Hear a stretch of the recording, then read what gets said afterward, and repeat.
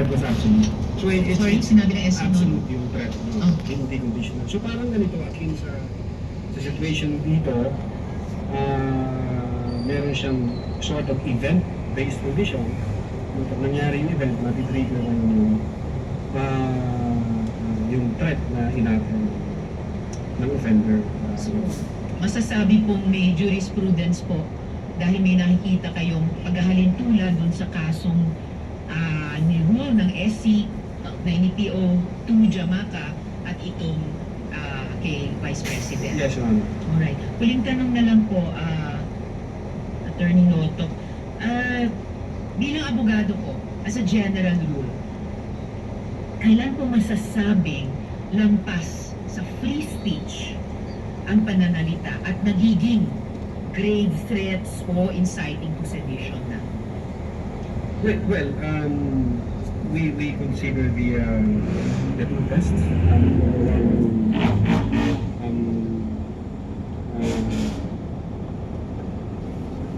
And hindi ko mabigkas, Your Honor, but it's like ano pang pendants rule. If I may, Your Honor, just to refer my notes. Ni presiding officer. Okay na po? Yeah. Kindly turn on the mic. This may do so, yes. Thank you po, Your Honor.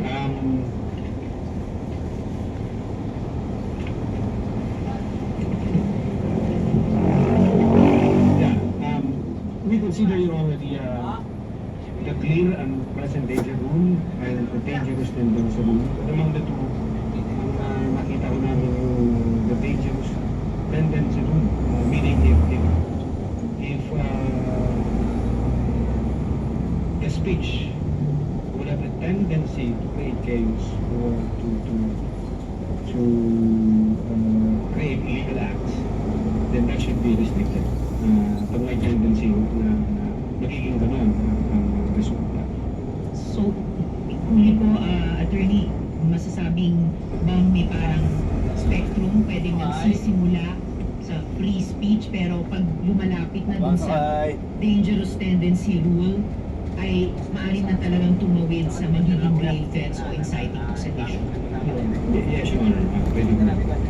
Maraming salamat po, Attorney Noto. Salamat po, Mr. Presiding Thank you, Officer. noted. And entered into the record. Senator Judge Villanueva, you have 2 minutes, sir. You may proceed. Thank you, Senate President, Presiding Officer.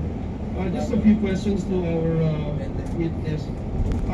So, witness, it's been mentioned several times the importance of your investigation, that it falls under yung prima facie evidence with reasonable certainty of conviction. And nabanggit niyo po na fulfill po lahat yan, no? Kaya ho siguro nagkaroon ng first report at second report. Is that correct? Yes, Your Honor.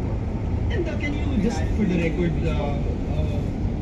give us an idea, ano yung mga boxes that you have to fill in para pumasok po dito? You mean, Your Honor, Department of Justice? Yes, to make it clear na